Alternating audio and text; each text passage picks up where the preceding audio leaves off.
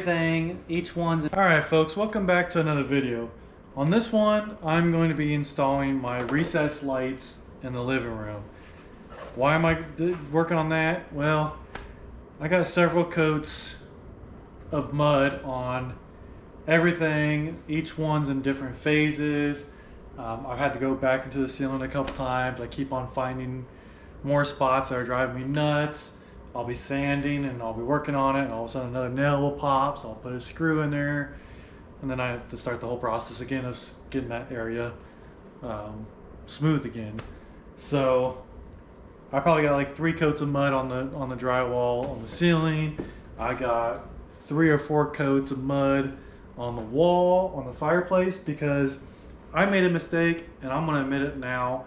You may have caught it in the other video when I was working on the beam, and I said 5/8 inch, right? Well, when I bought the sheets for the fire insert, I bought 1/2 inch because that's honestly what I thought it was. I didn't double check myself. So on my seam that blends into the wall over there, I'm going from a 1/2 inch to 5/8. So now my feathered zone, my drywall, my mud zone is actually like 2 or 3 feet because I'm trying to feather it out so you don't see it when it's painted. I'll admit when I'm wrong. So that has several coats on it. The angles have several coats on it. I think they're on their last coat, at least on the angles here, so I can get the fireplace insert completely wrapped up. I still need to put the hole on the back side of it for the vent. I keep on getting myself into more and more projects while I'm trying to finish this room out. Get the fireplace insert, get the stairs done, get the ceiling done, get the walls done, get the lights in. Okay, so what I decided to go with, these are LED smart tunable recessed light kits. They come from Home Depot. SKU number is 1005772443. The thing I like about them is they work with Alexa.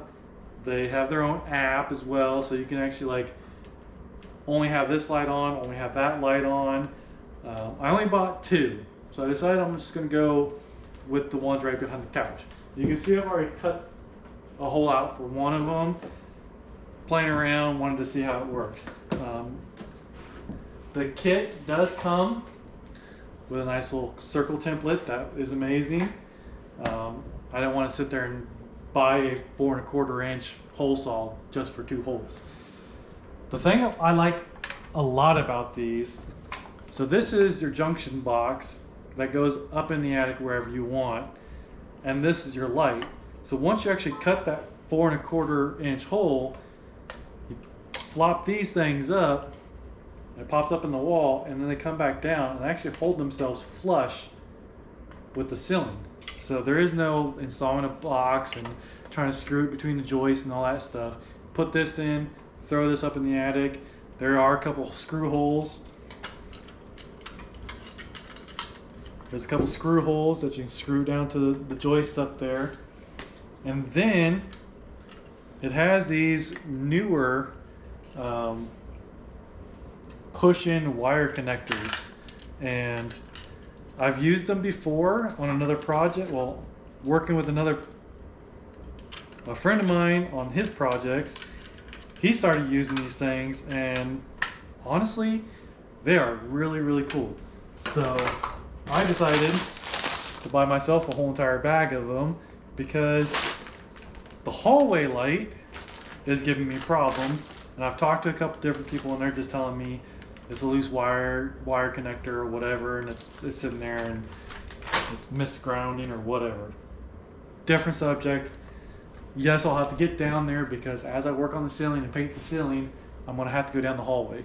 So I'm going to have to get that area fixed. So like I said, cause and effect. I can't paint the ceiling in here and just stop, just like I couldn't paint the ceiling in here and not wrap the beam because I had to have that corner seam done so I can paint all the way up to the beam and basically go all the way around. And when I wrapped around the beam, I had to take the popcorn ceiling at least a foot out. On the other side, I had to take that popcorn ceiling out cause and effect. It rolls down the road where, honestly, before I'm done with this room, I'll probably be done with the rest of the house. Oh, okay. So I'm gonna go and cut this other hole out, and then I'm going to get up in the attic and I'm gonna wire from the far one over to here. And then while I'm up in the attic, I'm gonna check out this wall right here. Because what I'm thinking is, yes, these are controlled by Alexa. I'm not staying in this house forever. I'm not sure if the next person is gonna have Alexa, and am I gonna remember to leave all the notes for them saying, hey, by the way, those lights are controlled by Alexa or by such and such app, you have to download it, otherwise you're just gonna have some recessed lights that you can't use. So what I'm thinking is installing a light switch somewhere right here, probably maybe a little bit further down to where it's out of the way, and then it's kind of just like whatever. And I decided, since I was going with this light switch, I didn't want like a normal typical toggle switch because I figured that would obviously look too much out of place. So I ended up getting one of these really low push buttons, what are they really called? Lighted switch. Thanks. So yeah, I just wanted to get one of these that are a little bit lower profile. It's going to tuck up into the wall, won't be as obvious. And then after we get the switch in, then we got to figure out where we're going to get power from. I could come down to that outlet right down there, but my only problem with that is I don't like my lights being on the same outlet or same power as my outlets. And the reason why is, if you have to work on your outlets, you can turn power off to your outlets but still have a light on in that room so you can work safely. And vice versa, if you're working on the lights, you can turn off the lights and plug in a light into your outlet and have lights. So that's my reasoning behind that. I think every room should be on two separate circuits. That way you have that capability. So let's cut that out, and then we'll get up in the attic and we'll see what we're gonna do.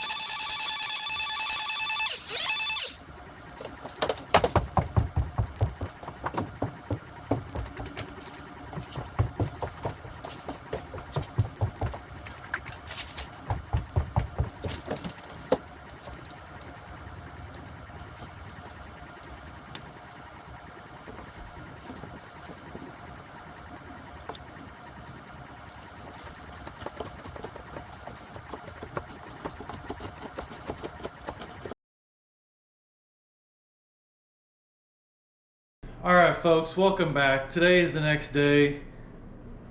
Yesterday did not go nearly as smooth as I was hoping, but I got everything taken care of that I wanted to. Just took a lot longer. Up and down up in the attic. It must have been like 100 plus degrees up there. I was drenched, covered in the insulation, itchy all over. I was having a problem with wiring the outlet, wiring the switch. Everything that could have gone wrong kept on going wrong. So I did get the light switch in, and obviously I got the lights in, but I got the light switch in. The one thing that I said I didn't want to do, I ended up having to do. I actually ran from this light in the attic over, and then from that light down to the switch. That still doesn't give me power though. I looked everywhere for the best option without having to run a whole new circuit down to the circuit breaker. The light over the stairwell is controlled by a switch. So if you walked in the house, turn that switch on and turn the light on, yeah, it could power these lights, but then when you go and turn that switch off, then these lights would go dead. I looked everywhere to think of where else I could get the power from without having to be on the same breaker that the outlets are on. And I explained that earlier. I like to be able to have my lights on while I'm working on the outlets, and while I'm working on the outlets I could have lights on, and vice versa. Plug something in to have a light to work on a light above head. So I ended up having to go down to the bottom outlet where I have power. So now I have to have, if I work on the lights up above, I'm about to kill power to the whole entire room. Oh well, I'll just have to pull an extension cord from another room with a light on it, floodlight or something, to give me light while I'm working, or work with a flashlight. So without further ado, let me turn it on.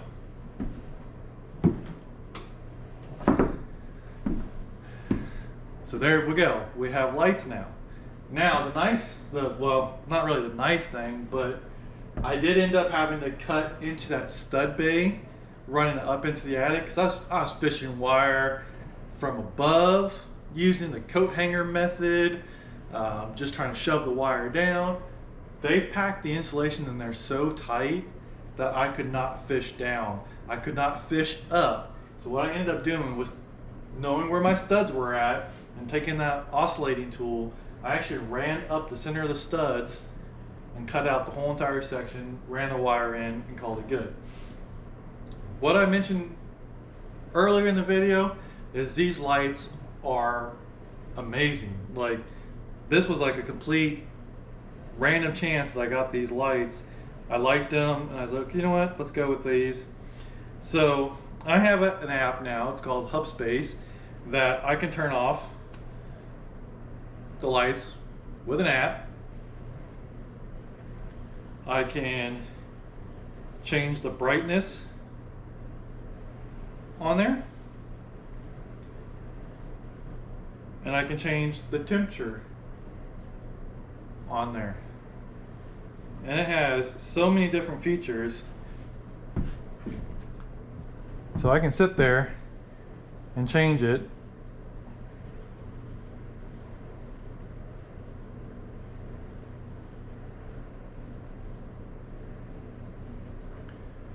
And I don't know about you guys, but I personally prefer the white temperature at the 6500. I think it's a nice clean light. It doesn't look so in here. And I did not know this, but it actually is an RGB light too. So there's light one. Okay, so that's the Hubspace app. You can add Google Assistant or Alexa. I actually already have Alexa, so I plugged that in. The only downside to these lights is they're programmed individually. So to do that, I'm gonna have to tell Alexa to turn off one light at a time. I can't tell her to turn off the whole entire living room. Alexa, turn off living room light 1. Okay. Alexa, turn off living room light 2.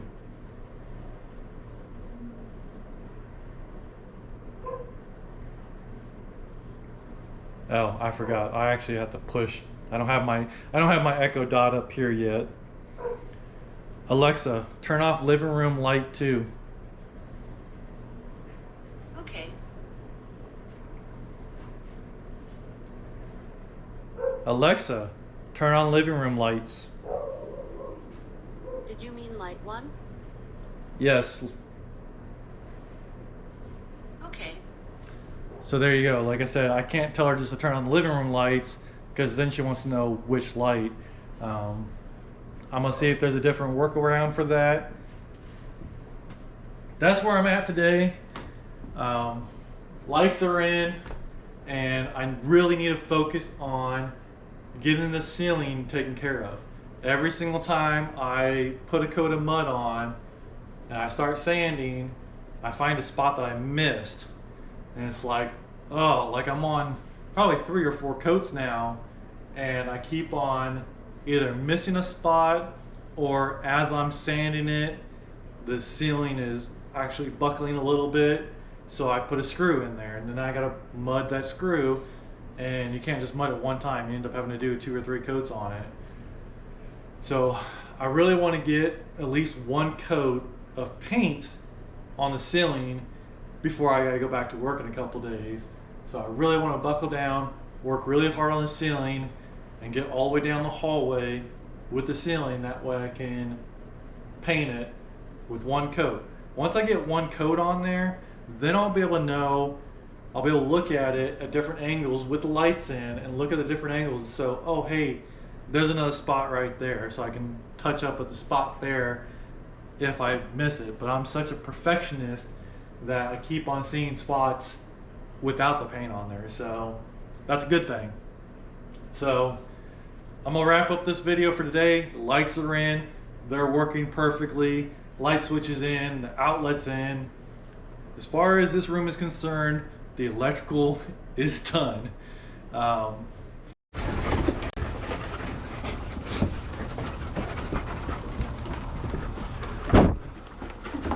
Move, guys. Go. Go down the stairs. Go.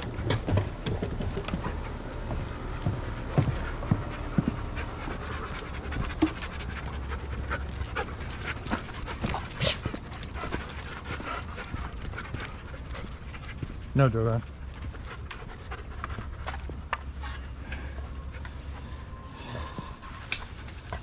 So just for a few minutes yesterday, I did start working on this path. There's actually a sidewalk that goes all the way back, and I've just let this backyard kind of go wild. So that's one thing I'm going to show you guys, because I got to start taking care of that garden a little bit better.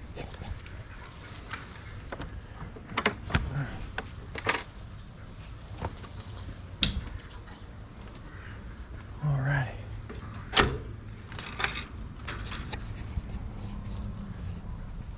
Ooh, watch out, watch out, watch out.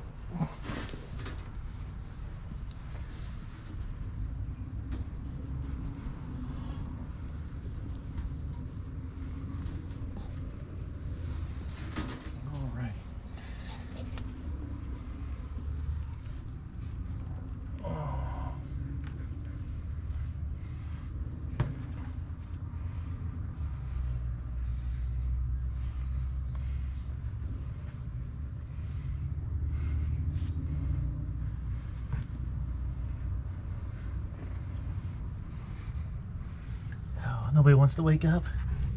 Mm-hmm. Does nobody want to wake up? Oh, hang on. Yeah, show your pretty eyes. Come on, show your pretty eyes.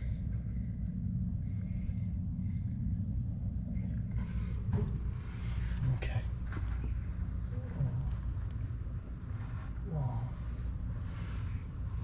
Oop. Look at you. No, no, no, no, don't back up, don't back up.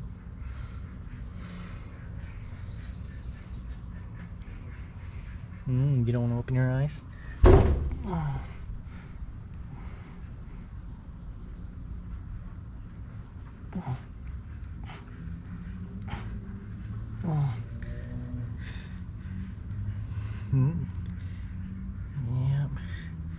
They're not wanting to cooperate today, are they?